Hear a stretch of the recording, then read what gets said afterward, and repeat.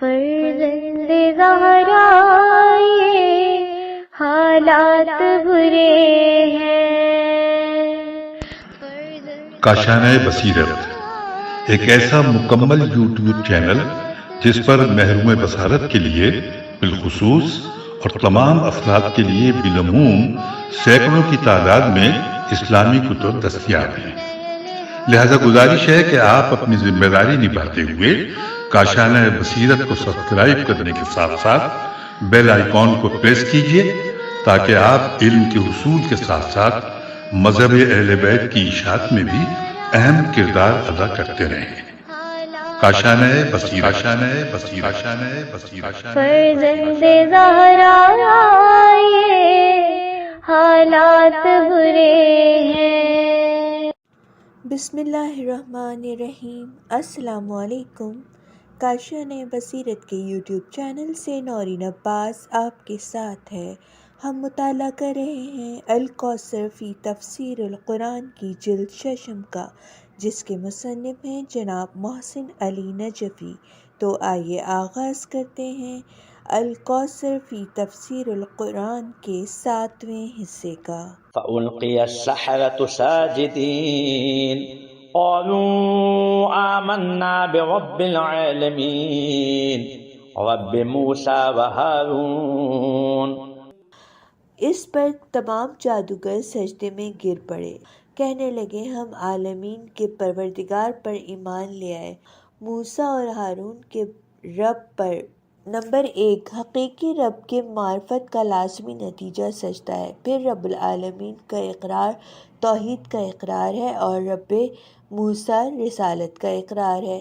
قال آمنتم له قبل أن آذن لكم إنه لكبيركم الذي علمكم السحر فلسوف تعلمون لأقطعن أيديكم وأرجلكم من خلاف ولأصلبنكم أجمعين۔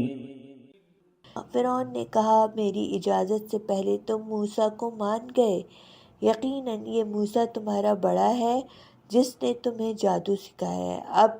ابھی تمہیں تمہارا انجام معلوم ہو جائے گا۔ میں تمہارے ہاتھ اور تمہارے پاؤں مخالف سمتوں سے ضرور کٹوا دوں گا اور تم سب کو ضرور سولی پر لٹکا دوں گا۔ تفسیر آیات۔ نمبر 1، جب عبادت گاہوں کے کاہنوں جادوگروں کی طرف سے ایمان کا اعلان ہوا تو فرعون کی شہنشاہیت کی قانونی حیثیت متزلزل ہو گئی، کیونکہ وہ اپنے آپ کو سورج دیوتا کا شرعی اور قانونی نمائندہ تصور کرتا تھا۔ میری اجازت سے پہلے ایمان کیوں لائے؟ موسیٰ تمہارا بڑا جادوگر ہے جس نے تمہیں جادو سکھایا۔ یہ دونوں باتیں رائے عامہ کو گمراہ کرنے کے لیے ہیں، ورنہ کسے نہیں معلوم کہ یہ جادوگر حضرت موسیٰ کے شاگرد نہیں تھے۔ ان کا تعلق موسیٰ سے نہیں، خود فرعون سے تھا، نہ ہی حضرت موسیٰ اور جادوگروں میں کوئی سابقہ ربط رہ چکا تھا۔ نمبر 3، لا اقطعن ایدیکم۔ یہ دھمکی اس غرض سے دی گئی کہ وہ اپنے اس ایمان سے تائب ہو جائیں اور یہ اقرار کر لیں کہ ہمیں یہ سب کچھ موسیٰ نے پڑھایا تھا، لیکن فرعون اس میں کامیاب نہیں ہوا۔ قالوا لا ضير إنا إلى ربنا منقلبون۔ وہ بولے کوئی حرج نہیں، ہم اپنے رب کے حضور لوٹ جائیں گے۔ نمبر 1، کوئی پرواہ نہیں، خواہ ہاتھ پاؤں کٹ جائیں یا سولی چڑھ جائیں، جس کا نتیجہ رب کے پاس پہنچ جانا ہو، اس موت سے ڈرا نہیں کرتے بلکہ موت کی تمنا کی جاتی ہے۔ إنا نطمع أن يغفر لنا ربنا خطايانا أن كنا أول المؤمنين۔ ہم امید رکھتے ہیں کہ ہمارا رب ہماری خطاؤں سے درگزر فرمائے گا کیونکہ ہم سب سے پہلے ایمان لائے ہیں۔ تفسیر آیات۔ نمبر 2، قوم فرعون میں اول المومنین ہونے کا شرف حاصل ہوا اور اول المومنین ہونے کی وجہ سے ایثار و ایمان کی مثال قائم ہو جاتی ہے، جسے آنے والی نسلیں مشعل راہ بناتی ہیں۔ اس لیے مغفرت کی امید کا اظہار ہوا۔ اہم نکات: نمبر 1، ایمان و ایثار کے بعد مغفرت کی امید رکھنی چاہیے۔ اس واقعے کے بعد سے لے کر بنی اسرائیل کے خروج تک کے واقعات سورۃ الاعراف میں بیان ہوئے ہیں۔ وَأَوْحَيْنَا إِلَى مُوسَىٰ أَنْ أَسْرِ بِعِبَادِي إِنَّكُمْ مُتَّبَعُونَ۔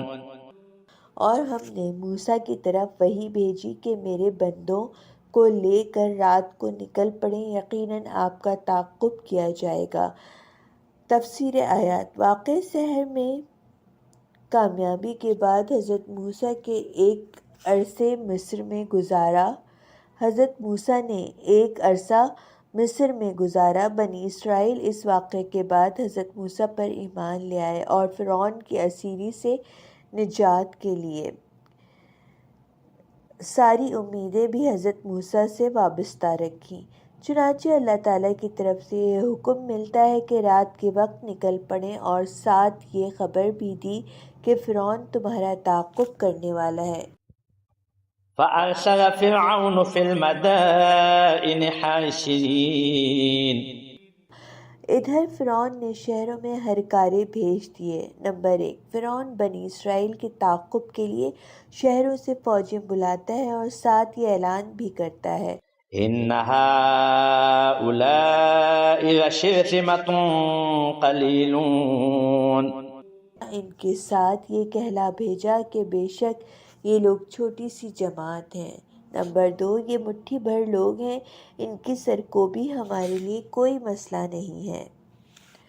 بنی اسرائیل پوری قوم فرعون کے لشکر کے مقابلے میں چھوٹی جماعت تھی۔ اس سے یہ روایت قرین واقع معلوم نہیں ہوتی جس میں کہا گیا بنی اسرائیل کی تعداد 6 لاکھ سے زیادہ تھی۔ وَإِنَّهُمْ لَنَا لَغَائِظُونَ۔ اور انہوں نے ہمیں بہت غصہ دلایا۔ نمبر 3، فرعون کو غصہ اس بات نے دلایا کہ ہماری مرضی کے خلاف ہمارے ہاتھ سے نکلنا چاہتے ہیں، ہماری غلامی سے آزاد ہونا چاہتے ہیں، ہماری اسیری سے بھاگنا چاہتے ہیں۔ وَإِنَّ لَجَمِيعٌ حَاذِرُونَ۔ اور اب ہم سب پوری طرح مستعد ہیں۔ نمبر 4، حاضرون کے معنی مستعد سے کیے ہیں کہ اب ہم انہیں اپنی اسیری میں دوبارہ واپس لانے اور انہیں اس جرم کی سزا دینے کے لیے پوری طرح مستعد ہیں۔ فَأَخْرَجْنَاهُم مِّن جَنَّاتٍ وَعُيُونٍ وَكُنُوزٍ وَمَقَامٍ كَرِيمٍ۔ چنانچہ ہم نے انہیں باغوں اور چشموں سے نکال دیا ہے اور خزانوں اور بہترین رہائش گاہوں سے بھی۔ تفسیر آیات: چنانچہ اس الہی تدبیر کے نتیجے میں فرعون اور فرعونی اپنے باغات و چشموں، خزانوں اور عمدہ رہائش گاہوں مقام کریم کو چھوڑ کر بنی اسرائیل کے تعاقب میں نکل آئے۔ وہ اس بات سے بے خبر تھے کہ وہ نہ صرف بنی اسرائیل کو اپنی غلامی میں واپس نہیں لے سکیں گے بلکہ وہ اپنے عیش و نوش میں بھی واپس نہیں جا سکیں گے۔ كَذَلِكَ وَأَوْرَثْنَاهَا بَنِي إِسْرَائِيلَ۔ اس طرح ہم نے بنی اسرائیل کو ان کا وارث بنا دیا۔ تفسیر آیات: فرعونیوں کو ان کے باغات اور چشموں سے نکالنے کے بعد بنی اسرائیل کو فلسطین میں ان جیسے باغات اور چشموں کا وارث بنایا، خود انہی چیزوں کا نہیں، کیونکہ فرعون کے غرق آب ہونے کے بعد بنی اسرائیل مصر واپس نہیں گئے۔ اس پر قرآنی تصریحات موجود ہیں کہ یہ قوم سمندر عبور کر کے وادی سینا کی طرف نکل گئی، پھر فلسطین میں آباد ہو گئی۔ موجودہ توریت کی بھی تصریح یہی ہے۔ کسی تاریخ میں بھی ان کے مصر واپس جانے کا ذکر نہیں ملتا۔ فَأَتْبَعُوهُم مُّشْرِقِينَ۔ چنانچہ صبح ہوتے ہی فرعون کے لوگ ان کے تعاقب میں نکل پڑے۔ نمبر 1، صبح طلوع آفتاب کے ساتھ یہ لوگ بنی اسرائیل کے تعاقب میں نکلے۔ مشرقین کے معنی بعض نے یہ کیے ہیں کہ فرعونیوں نے بنی اسرائیل کا مشرق کی طرف پیچھا کیا، چونکہ بیت المقدس مصر سے مشرق کی طرف ہے۔ فلما تراءى الجمعان قال أصحاب موسى إنا لمدركون۔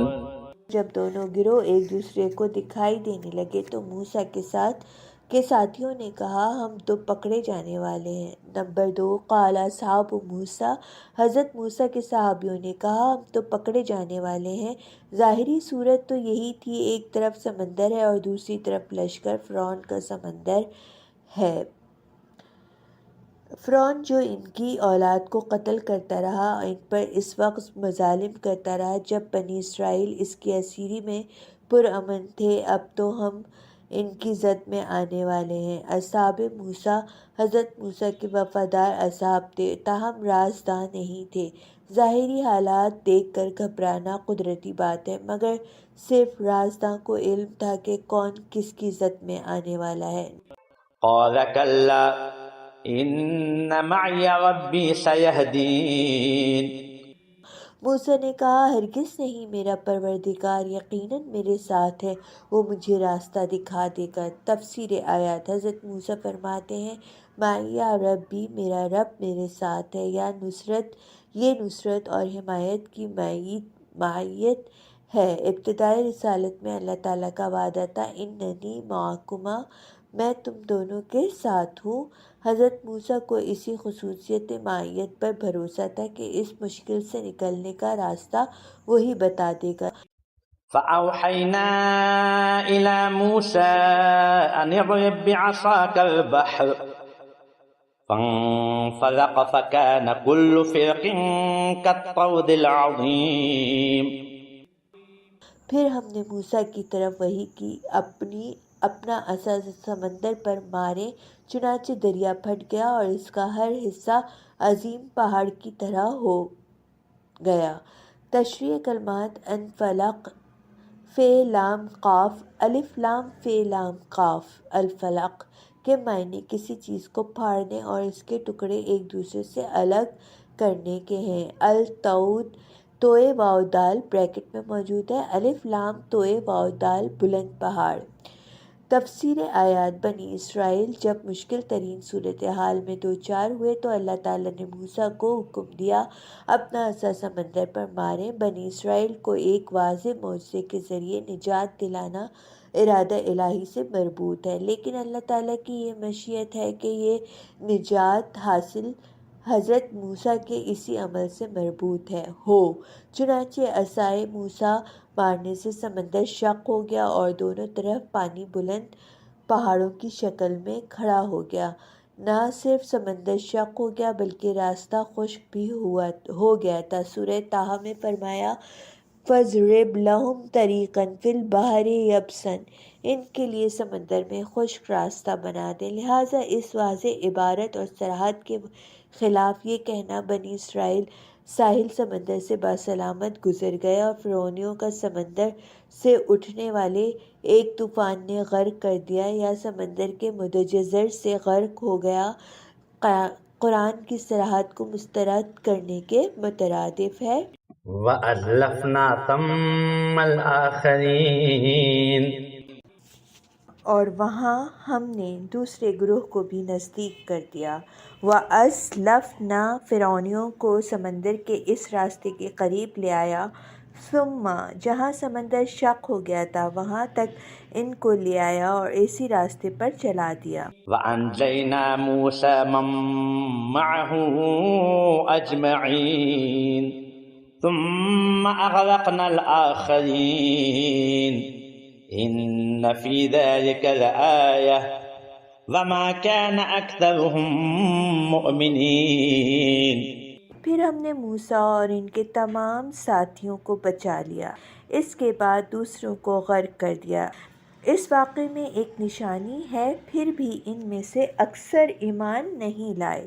تفسیر آیات، نمبر 1، حضرت موسیٰ اور ساتھیوں کو نجات دینے اور فرعون و فرعونیوں کو غرق کرنے میں اس بات کی نشانی اور دلیل تھی کہ اللہ ہی رب العالمین ہے۔ نجات دینا، عذاب دینا، موت و حیات اللہ کے ہاتھ میں ہے، فرعون اور فرعونیوں کے خود ساختہ خداؤں کے ہاتھ میں نہیں ہے۔ وَمَا كَانَ أَكْثَرُهُم مُؤْمِنِينَ۔ ان تمام معجزات اور دلائل کے باوجود اکثر لوگوں نے اللہ کو رب العالمین تسلیم نہیں کیا، اپنے موہوم ارباب کے ساتھ وابستہ رہے۔ موہوم میم واو ہے واو میم، موہوم ارباب الف رے بے الف بے، موہوم ارباب کے ساتھ وابستہ رہے۔ وَإِنَّ رَبَّكَ لَهُوَ الْعَزِيزُ الرَّحِيمُ۔ اور یقیناً آپ کا پروردگار ہی بڑا غالب آنے والا، رحم کرنے والا ہے۔ تفسیر آیات۔ اپنے رسول صلی اللہ علیہ وآلہ وسلم کی طرف خطاب کا رخ ہو گیا، جس میں 2 باتوں کی طرف توجہ دلائی گئی۔ نمبر 1، آپ کا رب العزیز ہے، بالادست ہے۔ جس طرح قوم فرعون کا انجام ہلاکت پر منتہی ہو گیا، میم نون تے ہے چھوٹی ہے، منتہی ہو گیا، ہر مجرم قوم کا یہی حشر ہوگا۔ اللہ تعالیٰ کی قدرت پر غالب آنے والا کوئی نہیں۔ نمبر 2، الرحیم، وہ جہاں دشمنوں سے انتقام لینے کے لیے بالادست ہے، وہاں اپنے بندوں کو نجات دینے کے لیے مہربان ہے۔ لہٰذا اللہ کی قہاریت کے تحت دشمن کی نابودی اور رحیمیت کے تحت دوستوں کی نجات کی توقع رکھو۔ اہم نکات۔ نمبر 1، حضرت موسیٰ کو وہ تمام معجزے دکھائے جو اللہ ہی کے مدبر اور رب ہونے کے دلائل پر مبنی تھے۔ نمبر 2، اللہ اپنی قہاریت کے تحت دشمنوں کو تباہ کرتا ہے اور رحمیت کے تحت دوستوں کو نجات دیتا ہے۔ وَاتْلُ عَلَيْهِمْ نَبَأَ إِبْرَاهِيمَ إِذْ قَالَ لِأَبِيهِ وَقَوْمِهِ مَا تَعْبُدُونَ قَالُوا نَعْبُدُ أَصْنَامًا فَنَظَلُّ لَهَا عَاكِفِينَ۔ اور انہیں ابراہیم کا واقعہ بھی سنا دیجیے۔ انہوں نے اپنے باپ، چچا اور اپنی قوم سے کہا، تم کس چیز کو پوجتے ہو؟ انہوں نے جواب دیا، ہم بتوں کو پوجتے ہیں اور اس پر ہم قائم رہتے ہیں۔ تفسیر آیات۔ نمبر 1، وَاتْلُ عَلَيْهِمْ نَبَأَ، قریش کے سامنے حضرت ابراہیم کا واقعہ سنا دیں۔ اول تو قریش حضرت ابراہیم کو مانتے ہیں، ان کی اولاد ہونے پر فخر کرتے ہیں اور ان کی پیروی کرنے کے بھی مدعی ہیں۔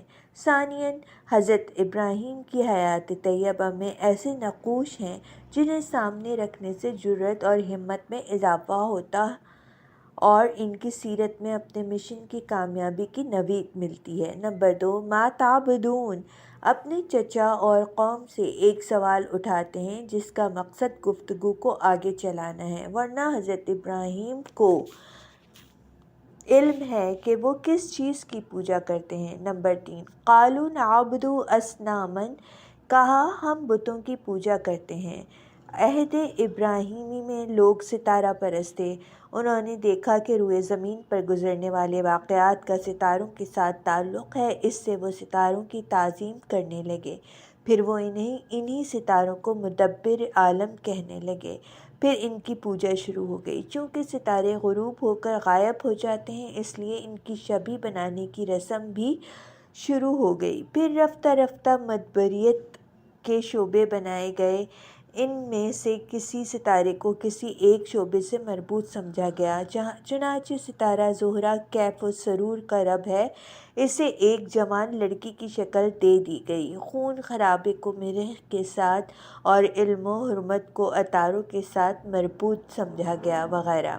قال هل يسمعونكم إذ تدعون أو ينفعونكم أو يضرون قالوا بل وجدنا آباءنا كذلك يفعلون۔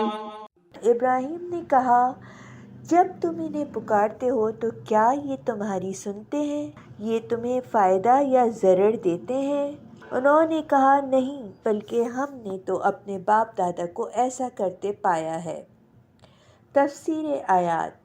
کسی کی بندگی کرنے کا مطلب یہ ہوتا ہے کہ بندگی کرنے والے کے امور زندگی اس معبود کے ہاتھ میں ہیں، اسے راضی رکھنے کے لیے اس کی عبادت کی جائے، حاجت کے وقت اسے پکارا جائے تاکہ اس پکار کو سن کر وہ اس کی حاجت روائی کرے۔ یہ بت چونکہ بے شعور جامد ہوتے ہیں تو حضرت ابراہیم نے اسی تدبیری نکتے کو سامنے رکھ کر فرمایا، کیا وہ تمہاری سنتے ہیں جب تم انہیں پکارتے ہو، یا وہ تمہیں نفع و ضرر پہنچا سکتے ہیں؟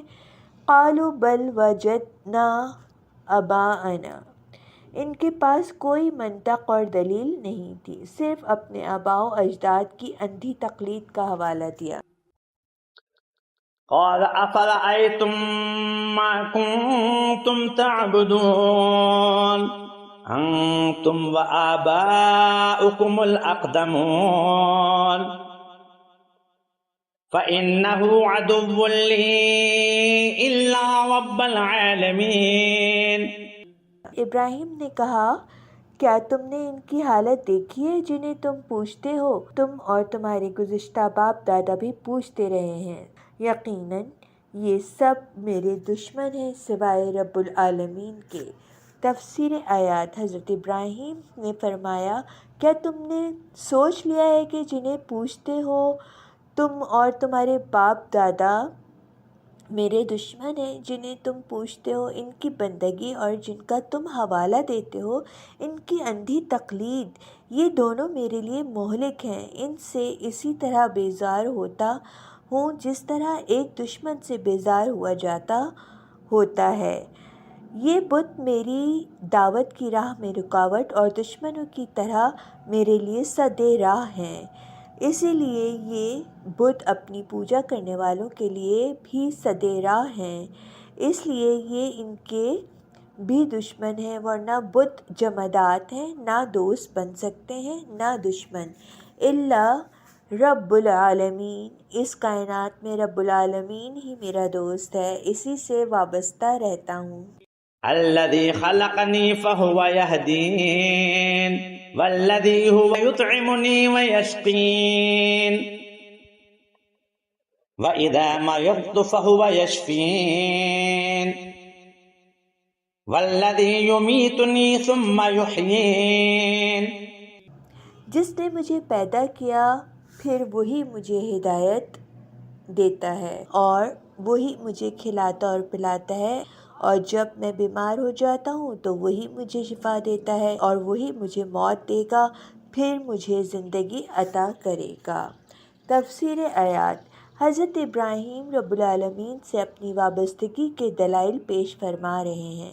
نمبر 1، پہلی بات تو یہ ہے کہ وہ میرا خالق ہے جسے مشرکین بھی مانتے ہیں، لہٰذا وہ میرے امور زندگی کا مدبر ہے، کیونکہ خلق و تدبیر ناقابل تفریق ہے۔ جو خالق ہے وہی تدبیر کر سکتا ہے، اور جو خالق نہیں وہ ان امور کی تدبیر ہی نہیں کر سکتا جنہیں اس نے وجود نہیں دیا، ان کے رگ و پے کو وہ کیا جانے۔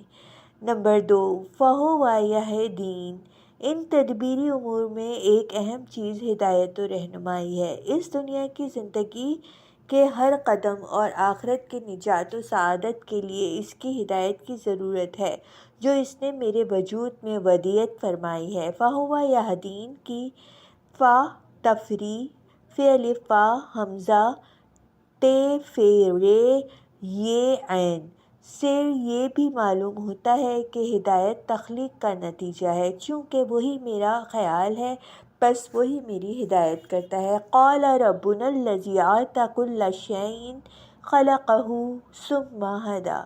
موسیٰ نے کہا، ہمارا رب وہ ہے جس نے ہر چیز کو اس کی خلقت بخشی پھر ہدایت دی۔ اس کی طرف سے ملنے والی ہدایات میں میری بقا و ارتقاء کا راز مضمر ہے۔ اس کی عطا کردہ ہدایت نہ ہوتی تو میں نہ ماں کی چھاتی چوسنے کا سلیقہ رکھتا، نہ میرا معدہ ماں کے دودھ کو قبول کرنے کی صلاحیت رکھتا۔ اس کی عنایت یافتہ ہدایت نہ ہوتی تو میرے پاس ایسا ضمیر نہ ہوتا جس سے میں اپنے خالق اپنے معبود کو پہچان سکوں۔ نمبر 3، والذی ہوا یطعمنی ویسقین، میرا رب وہ ہے جو مجھے کھلاتا پلاتا ہے، میرے جسم کی ضرورت کی تمام چیزیں خلق فرماتا ہے اور انہیں میری دست رسی میں رکھتا ہے۔ اشارہ ہے مشرکین کے اس عقیدے کی رد کی طرف جو اپنے بعض معبودوں کو رزق کا رب سمجھتے ہیں۔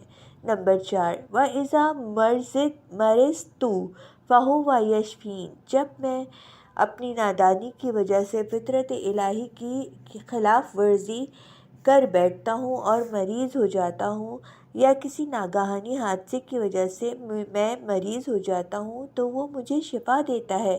مشرکین کے اس نظریے کی رد جو شفا اپنے بعض معبودوں کی طرف منسوب کرتے ہیں۔ نمبر 5، والذی یمیتنی ثم یحیین، میرا رب صرف اس زندگی کا مدبر نہیں ہے بلکہ کل دینوی و اخروی زندگی کا مدبر ہے۔ موت و حیات اس کی تدبیر کا ایک حصہ ہیں۔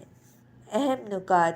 نمبر 1، میرا رب وہ اللہ ہے جس کے ہاتھ میں میری خلقت، ہدایت، رزق، شفا، حیات اور موت ہے اور جو میری امیدوں کا مرکز ہے۔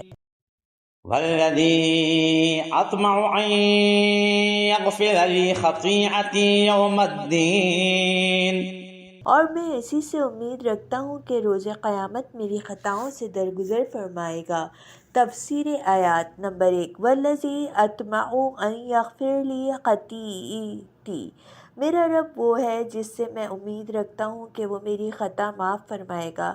واضح رہے انبیاء معصوم عن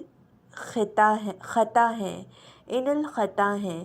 معصوم جب اپنی طرف کسی خطا یا گناہ کی نسبت دیتے ہیں تو یہ تصور صحیح نہیں ہے کہ وہ خطا اور گناہ انہی معنوں میں ہے جن کا ہم مرتکب ہوتے ہیں۔ ہماری خطا اور گناہ مولا کی نافرمانی کے معنوں میں ہے، جبکہ معصوم کی خطا اور گناہ نافرمانی کے معنوں میں نہیں بلکہ آداب بندگی کے تحت بندگی کا حق ادا نہ ہونے کا اعتراف ہے کہ کبھی غیر عبادت میں کوئی وقت گزارا ہے، کھانے پینے سونے میں۔ معصوم اسے خطا تصور کرتے ہیں یا دن رات عبادت کر کے یا یہ تصور کرتے ہیں کہ عبادت کا حق ادا نہ ہوا۔ وہ اللہ کی عظمتوں اور نعمتوں کے مقابلے میں اپنی عبادت کو ہیچ سمجھتے ہیں۔ چنانچہ رسول اکرم صلی اللہ علیہ وآلہ وسلم سے روایت ہے، ما عبدناک حق عبادتی، ہم نے تیری اس طرح بندگی نہیں کی کہ بندگی کا حق ادا ہو جائے۔ اہم نکات۔ نمبر 1، حقیقی بندگی یہ ہے کہ ہر ممکن عبادت کر کے اسے ہیچ سمجھا جائے۔ مجھے نہیں پتا، یہ لفظ میرے لیے بالکل نیا ہے کہ میں اس کو صحیح پروناؤنس کر رہی ہوں یا نہیں۔ میں آپ کو اس کو اسپیلنگ بھی سنا دیتی ہوں۔ ہے، یہ اور چے۔ رب هب لی حکما والحقنی بالصالحین، پروردگارا مجھے حکمت عطا کر اور صالحین میں شامل فرما۔ نمبر 1، حکم کے بارے میں اقوال بہت زیادہ ہیں۔ ہمارے نزدیک اس کے معنی حقائق کا فہم ہے۔ حضرت ابراہیم اپنے رب کی تعریف بیان کرنے کے بعد عملاً اسی سے اپنی وابستگی کا اظہار فرماتے ہیں اور اپنے لیے ایک ایسی چیز کی درخواست کرتے ہیں جو حضرت ابراہیم جیسے اولو العزم نبی کی نظر میں سب سے اہم ہے، وہ ہے ربی ہب لی حکما، پروردگار مجھے فہم عنایت فرما کہ میں اس راز کو سمجھوں جس کے بعد میرا ہر فیصلہ صائب ہو جائے۔ چنانچہ اللہ تعالیٰ نے ان کی یہ دعا سن لی اور بتحقیق آیت ہے یہاں پہ، وَلَقَدْ آتَيْنَا إِبْرَاهِيمَ رُشْدَهُ مِن قَبْلُ وَكُنَّا بِهِ عَالِمِينَ، اور بتحقیق ہم نے ابراہیم کو پہلے ہی سے کامل عقل عطا کی اور ہم اس کے حال سے باخبر تھے۔ حکم یعنی حقائق کا فہم ایک ایسی اہم چیز ہے جو انبیاء کو عنایت ہوتی ہے۔ وَلَمَّا بَلَغَ أَشَدَّ آتَيْنَاهُ حُکْمًا وَعِلْمًا، اور جب یوسف اپنی جوانی کو پہنچے تو ہم نے انہیں علم اور حکمت عطا کی۔ وَلُوطًا آتَيْنَاهُ حُکْمًا وَعِلْمًا، اور لوط کو ہم نے حکمت اور علم عطا کیا۔ فَفَّهَّمْنَاهَا سُلَیمان وَکُلًّا آتَیْنَا حُکْمًا وَعِلْمًا، تو ہم نے سلیمان کو اس کا فیصلہ سمجھا دیا اور ہم نے دونوں کو حکمت اور علم عطا کیا۔ نمبر 2، وَأَلْحِقْنِی بِالصَّالِحِینَ، جس صلح کی حضرت ابراہیم جیسے اول صالحین درخواست کر رہے ہیں، وہ ایسی صلح ہے جو رہتی دنیا تک تمام عالمین کے لیے صلح کا نمونہ ہو۔ شیخ طوسی علیہ الرحمہ صلح کی تعریف اس طرح کرتے ہیں: وَهُوَ الِاسْتِقَامَةُ عَلَىٰ مَا أَمَرَ اللَّهُ بِهِ وَدَعَا عَلَيْهِ۔ سامعین، یہاں پہ میں صلح کا ہجے بھی کرنے جا رہی ہوں، صاد لام الف اور ہے حلوے والی ہے۔ صلح، اللہ نے جس چیز کا حکم دیا اور جس چیز کی طرف دعوت دی ہے، اس میں استقامت دکھانے کو کہتے ہیں۔ الصالحین سے مراد وہ انبیاء ہیں جو حضرت ابراہیم سے پہلے گزرے ہیں۔ حضرت ابراہیم اگرچہ جلیل القدر نبی خلیل خدا ہیں، تاہم اپنے آباء و اجداد سے وابستگی کو اپنے لیے شرف سمجھتے ہیں۔ والذی لسان صدق فی الآخرین، اور آنے والوں میں مجھے حقیقی ذکر جمیل عطا فرما۔ تفسیر آیت: میرے لیے آخر میں آنے والی امتوں میں لسان صدق عطا فرما، یعنی ذکر جمیل۔ یہ دعوت کے تسلسل کی دعا ہے۔ جس لسان صدق کی ابتدا انہوں نے خود کی تھی، اس کا سلسلہ ان کی نسلوں میں جاری و ساری رہے۔ لسان صدق کا ترجمہ یہ بھی ہو سکتا ہے: آنے والوں میں مجھے سچی زبان عطا کر۔ سچی زبان توحید کی دعوت کی زبان۔ وَجَعَلَهَا کَلِمَةٌ بَاقِیَةً فِی عَقِبِہ لَعَلَّهُمْ یَرْجِعُونَ، اس توحید پرستی کو ابراہیم کی نسل میں کلمہ باقیہ قرار دیا تاکہ وہ اللہ کی طرف رجوع کریں۔ چنانچہ روئے زمین پر جتنے بھی توحید پرست لوگ ہیں، وہ ابراہیم علیہ السلام کی تحریک کا نتیجہ ہیں۔ علامہ بدخشی نے مفتاح النجات، یہاں پہ یہ یا تو مس پرنٹ ہے یا میں نام صحیح نہیں پڑھ رہی ہوں، میں یہاں پہ اس کا ہجے بتا دیتی ہوں: میم فے تے الف اور ہے مفتاح، الف لام نون ہے الف تا۔ میں امرتسری نے ارجح المطالب صفحہ 71 پر، کشفی نے مناقب مرتضوی صفحہ 55 پر روایت کی ہے کہ یہ آیت حضرت علی کی شان میں نازل ہوئی ہے۔ شیعہ مصادر میں تو متعدد راویوں سے یہ روایت موجود ہے۔ اہم نکات: نمبر 1، محمد وآل محمد دعائے ابراہیم ہے۔ انا دعوت ابراہیم، حدیث نمبر 2۔ وَاجْعَلْنِی مِنْ وَرَثَةِ جَنَّةِ النَّعِیمِ، اور مجھے نعمتوں والی جنت کے وارثوں میں قرار دے۔ تفسیر آیات: جنت کے لیے دعا کرنا انبیاء کی سیرت ہے۔ جہاں عاشقان خدا کے لیے اللہ کی خوشنودی سب سے بڑی نعمت ہوگی۔ مِنْ وَرَثَةِ جنہ، جنت کے وارثوں میں قرار دینے کی دعا میں شاید یہ نکتہ پنہاں ہے کہ انسان خواہ مقام خلیلی پر ہی فائز کیوں نہ ہو، جنت کا بذات خود نہیں ازروئے وراثت مستحق ہو سکتا ہے۔ حضرت خلیل کی طرف سے تواضع ہے کہ مجھے جنت کا وارث بنا دے۔ جنت کی وراثت کے بارے میں سورہ مومنون آیت 10 ملاحظہ فرمائیں۔ وَاغْفِرْ لِأَبِی إِنَّهُ كَانَ مِنَ الضَّالِّینَ، اور میرے باپ چچا کو بخش دے کیونکہ وہ گمراہوں میں سے ہیں۔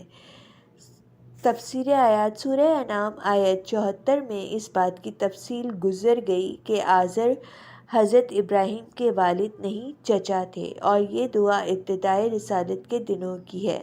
بعد میں جب آزر کفر کی حالت میں مر گیا تو اس وقت ابراہیم نے آزر سے برات اختیار فرمائی۔ فَلَمَّا تَبَيَّنَ لَهُ أَنَّهُ عَدُوٌّ لِلَّهِ تَبَرَّأَ مِنْهُ، لیکن جب ان پر یہ بات کھل گئی کہ وہ دشمن خدا ہے تو وہ اس سے بیزار ہو گئے۔